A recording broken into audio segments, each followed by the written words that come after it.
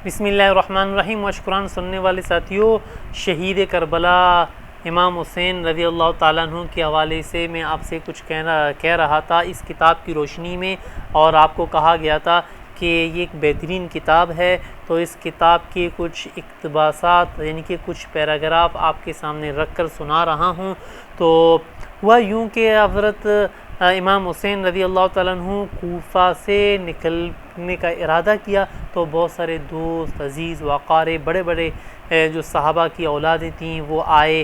उनमें से एक उमर बिन अब्दुर्रहमान रज़ी अल्लाह ताला अन्हु का मशवरा, उन्होंने क्या किया, उमर बिन अब्दुर्रहमान रज़ी अल्लाह ताला अन्हु हज़रत इमाम हुसैन रज़ी अल्लाह ताला अन्हु के यहाँ हाज़िर हुए और अर्ज़ किया कि आप ऐसे शहर में जा रहे हैं जहाँ यजीद के हुक्काम और उमरा मौजूद हैं, यानी कि बड़े बड़े जो बिज़नेसमैन हैं वो उनके पास हैं, उनके पास बैतुल माल है, यानी कि आजकल के ज़माने में समझ लो कि स्टेट बैंक भी उनके मातहत है, और लोग आम तौर पर दिरहम व दीनार के परस्तार हैं। देखो उस ज़माने की बात है कि अब उमर बिन अब्दुर्रहमान रज़ी अल्लाह ताला अन्हु मशवरा दे रहे हैं हज़रत हुसैन रज़ी अल्लाह ताला अन्हु को कि आप ऐसे शहर में जा रहे हैं जहाँ पर बैतुल माल उनके कब्ज़े में है और बहुत सारे उमरा भी उनके साथ हैं, यानी कि यजीद के साथ हैं, इब्न ज़ियाद के साथ हैं। तो मतलब ये था कि आप वहाँ ना जाइए, मुझे ख़तरा है कहीं वही लोग आपके मुकाबले पर ना आ जाएं जिन्होंने आपसे वादे किए और बुलाया है, और जिनके कुलूब, जिनके दिल, कुलूब कल्ब की जमा, जिनके कुलूब में बिलाशुबा आप ज़्यादा महबूब हैं बनिस्बत उन लोगों के जिनके साथ होकर वो आपसे मुकाबला करेंगे। देखो कुलूब, यकीनन क्या कह रहे हैं उमर बिन अब्दुर्रहमान, कुलूब। एक और ने भी यही कहा था हज़रत हुसैन रज़ी अल्लाह ताला अन्हु को, कुलूब, दिल तो आपके साथ हैं लेकिन लोग दिरहम व दीनार के परस्तार हैं।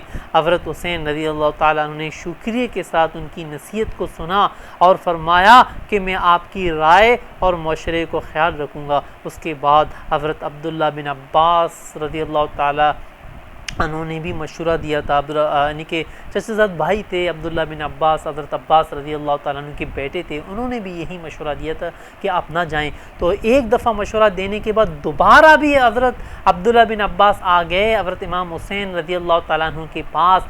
क्या कहा अब्दुल्ला बिन अब्बास ने, दोबारा तशरीफ़ ले आए। दूसरे रोज़ इब्न अब्बास रज़ी अल्लाह ताला अन्हु फिर तशरीफ़ लाए और फरमाया कि मेरे भाई, मैं सब्र करना चाहता हूँ मगर सब्र नहीं आता, मुझे आपकी इस इक़दाम से आपकी और आपके अहले बैत की हलाकत का शदीद ख़तरा है।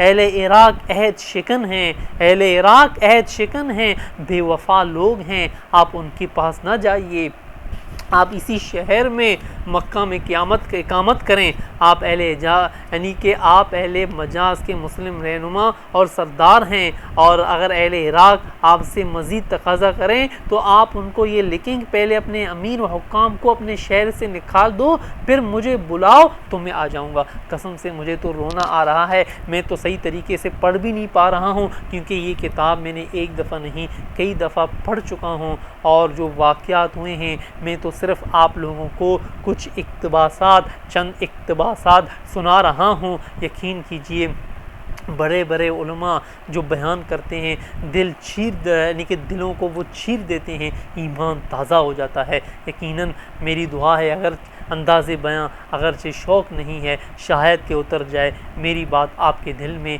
तो किसी ने भी क्या खूब कहा था, इस्लाम ज़िंदा होता है हर करबला के बाद। तो बहरहाल हज़रत हुसैन रज़ी अल्लाह ताला अन्हु की यानी कि कूफ़ा के लिए हज़रत इमाम हुसैन रज़ी अल्लाह ताला अन्हु रवाना हो गए।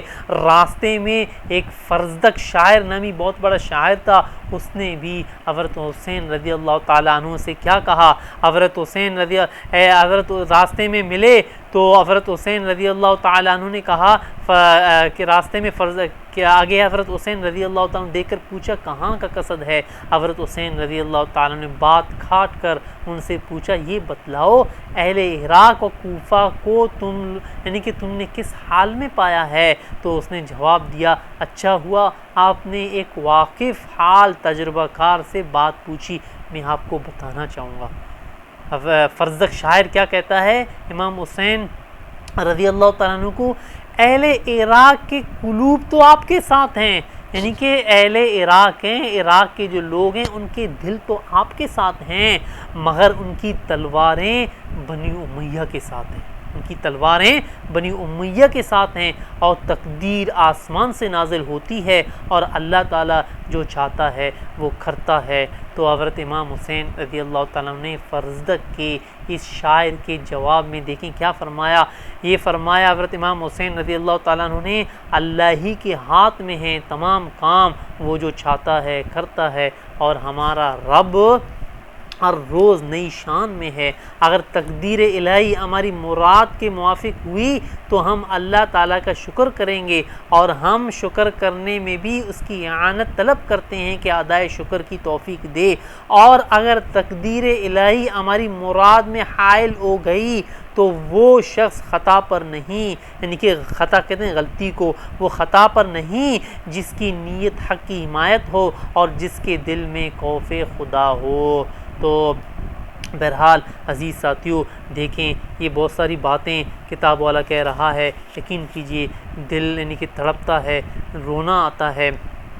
और वहाँ से हज़रत हुसैन रज़ी अल्लाह ताला अन्हु को मुस्लिम बिन अकील की ख़बर की जो इत्ला मिली तो वो भी एक दर्दनाक है। तो बहरहाल हज़रत इमाम हुसैन रज़ी अल्लाह ताला अन्हु यानी कि एक गुमसान जंग हुई, और एक गुमसान जंग में हज़रत इमाम हुसैन रज़ी अल्लाह ताला अन्हु करबला पहुँच गए, और वहाँ से शुरू में इब्न ज़ियाद ने तकरीबन 1000 फ़ौजी भेज दिए थे हज़रत इमाम हुसैन रज़ी अल्लाह ताला अन्हु के मुकाबले में।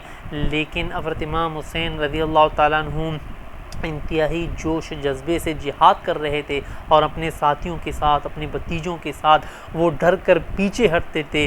तो दोबारा इब्न ज़ियाद के पास कासिद भेजा कि और फ़ौजियों को भेज दो, ये तो हमसे यानी कि काबू में नहीं आ रहे। तो तकरीबन कहते हैं इब्न ज़ियाद ने 3000 या 4000 का लश्कर भेज दिया इन मासूम लोगों के मुकाबले के लिए। तो आपको मालूम है हज़रत इमाम हुसैन रज़ी अल्लाह ताला अन्हु की उम्र 55 साल थी, और अली अकबर उनके साथ थे, भतीजे कासिम रज़ी अल्लाह ताला अन्हु वो उनके साथ थे, और तकरीबन कहते हैं तकरीबन 70 से ऊपर, बाज़ लोग कहते हैं 73 लोग थे, बाज़ लोग कहते हैं 75, इतने ही लोग थे। तो बहरहाल 3-4 हज़ार मुकाबला, और बिला आखिर हज़रत हुसैन रज़ी अल्लाह ताला अन्हु शहीद कर दिए गए।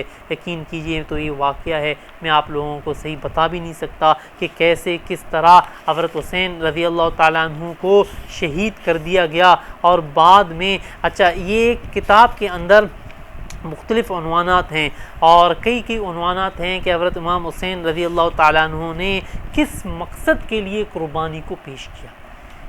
बहुत सारी बातों में से एक सबक, एक नसीहत हमारे लिए यही है कि हज़रत इमाम हुसैन रज़ी अल्लाह ताला अन्हु ने किस मकसद के लिए कुर्बानी को पेश किया था। देखें, हज़रत हुसैन रज़ी अल्लाह ताला अन्हु का वो ख़त जो हज़रत हुसैन रज़ी अल्लाह ताला अन्हु ने इराक़ वालों के पास लिखा था, अहले बसरा के नाम लिखा था, उस ख़त के चंद जुमलों पर आइए हम लोग गौर कर देते हैं। वो ख़त में एक पैराग्राफ ये था कि आप लोग देख रहे हैं रसूलुल्लाह सल्लल्लाहु अलैहि वसल्लम की सुन्नत मिट रही है और बिदात फैलाई जा रही हैं। मैं तुम्हें दावत देता हूँ किताबुल्लाह और सुन्नत रसूलुल्लाह सल्लल्लाहु अलैहि वसल्लम की हिफाजत करो और उसके अहकाम की तनफीज़ के लिए कोशिश करो। देखो ये क्या बात है, यानी कि 3-4 चीज़ें हैं। हज़रत इमाम हुसैन रज़ी अल्लाह ताला अन्हु ने इसी मकसद के लिए कुर्बानी पेश की। बैत से इनकार किया क्योंकि यजीद फासिक था, फाजिर था तो ये गवारा नहीं किया हज़रत इमाम हुसैन रज़ी अल्लाह ताला अन्हु ने कि यजीद के हाथ पर बैत की जाए, हिमायत की जाए, क्योंकि हज़रत इमाम हुसैन रज़ी अल्लाह ताला अन्हु के सामने कुरान था, हज़रत इमाम हुसैन रज़ी अल्लाह ताला अन्हु के सामने सुन्नत रसूल, अपने नाना ख्वाजा मोहम्मद मुस्तफ़ा सल्लल्लाहु अलैहि वसल्लम, हबीबी किबरिया, शाफ़ी माशर, साकी कौसर हज़रत मोहम्मद मुस्तफ़ा सल्लल्लाहु अलैहि वसल्लम की सुन्नत मौजूद थी। तो कैसे किस तरह अपने नाना सरकार दो आलम सल्लल्लाहु अलैहि वसल्लम की सुन्नत से पीछे हटते। तो बहरहाल ये गवारा नहीं किया और लोगों को भी कहा देखो सुन्नत मिट रही है, लिहाजा उसकी हिफाजत करो। तो यही मकसद था शहादत का। अगर शहादत पेश न करते तो आज हम लोग हर फासिक, हर फाजिर के यहाँ बैत कर लेते, या हर फासिक, हर फाजिर को वोट देते। तो आजकल के ज़माने में ये बात समझ लें हम वश कुरान सुनने वाले साथियों, कि आज के बाद हम अहद कर लें कि हम अच्छे लोगों को वोट देंगे, बुरे लोगों की हिमायत हम लोग कभी भी नहीं करेंगे। हम शहादत कबूल कर लेंगे, हुसैन के रास्ते पर चल निकलेंगे, लेकिन कभी भी बुरे लोगों की हिमायत हम लोग कभी भी नहीं करेंगे। तो इंशाल्लाह आज से हम लोग अहद कर लें। तो बहरहाल कहते हैं कि जो यजीद था, तो शहादत हुसैन के बाद हर तरफ कहराम मच गया, यजीद को भी चैन नसीब नहीं हुआ। जो कातिल थे, फौजी थे, यकीन कीजिए किताब में लिखा हुआ है वो भी इस दुनिया के अंदर जलील व ख्वार होकर मर गए और आखिरत में भी उनकी ख्वारी है। मैं एक दो वाक़या आप लोगों को सुना देता हूँ, कैसे किस तरह बलोची में एक वीडियो है, तो वहाँ पर मैं मुकम्मल तौर पर यानी कि मैं सुना चुका हूँ। तो एक का मुंह काला हो गया था, एक शख्स था फौजी, उसका मुंह काला हो गया था। तो जिस शख्स ने हज़रत हुसैन रज़ी अल्लाह ताला अन्हु के सर मुबारक को अपने घोड़े की गर्दन पर लटकाया था, उसके बाद उसे देखा गया कि उसका मुंह मुकम्मल तौर पर काला हो गया है। तो लोगों ने पूछा कि तुम तो एक अच्छे खूबसूरत इंसान थे, तुम काले कैसे हो गए? तो उसने कहा कि मेरी नींद ख़त्म हो गई, मेरी नींद ख़त्म हो गई। मैं जब भी सोता हूँ तो दो पहलवान आते हैं, एक पहलवान मेरे हाथ को पकड़ता है, दूसरा पहलवान मेरे हाथ को पकड़ता है और यहाँ से मेरे सर को लेकर एक दहकती हुई आग है, उस आग के अंदर मेरे चेहरे को जला देते हैं। तो इस तरह मेरी नींद भी ख़त्म हो गई। अगर थोड़ी सी नींद आ जाती है तो ये ख्वाब में देखता हूँ, इसी तरह मेरा मुंह काला हो गया। कहते हैं चंद दिन के बाद इस दुनिया में ये रुसवा होकर, ज़लील व ख्वार होकर मर गया और जहन्नम में भी यकीनन अल्लाह रब्बुल इज़्ज़त ऐसे लोगों को ज़रूर सज़ा देगा। तो इसका मुंह काला हो गया था। और एक तीर मारने वाला शख्स जिसने हज़रत हुसैन रज़ी अल्लाह तआला अन्हु को पानी पीने नहीं दिया, उसकी क्या हालत हुई? कहते हैं उसके घर वाले कहते हैं उसकी हालत ये हो गई थी कि उसको हर वक्त प्यास लगती थी, उसकी कभी भी प्यास नहीं बुझी। वो पानी पीता रहा, वो पानी पीता था, बल्कि उसकी प्यास नहीं बुझती थी। आखिर में कहते हैं उसका जो पेट है वो फट गया, इसी तरह वो मर गया। तो उसके बाद हर तरफ, हर शहर में हंगामे शुरू हो गए, जलसे शुरू हो गए, यजीद के ख़िलाफ़ तलवारें उठ गईं। कहते हैं यजीद की जो मुद्दत है तकरीबन 2.5 साल, बाज़ लोग कहते हैं 3 साल से कुछ ऊपर, बाज़ लोग कहते हैं कि 2.5 साल उसकी हुकूमत हो गई। उसके बाद जो मुख्तार नामी एक अच्छा इंसान था, वो इराक़ का जब गवर्नर बना, उसने ऐलान किया कि जितने भी कातिल फ़ौजी थे, जितने भी फ़ौजी उन्होंने हज़रत इमाम हुसैन रज़ी अल्लाह ताला अन्हु उनके साथियों का कत्ल किया, अब मैं किसास लूँगा।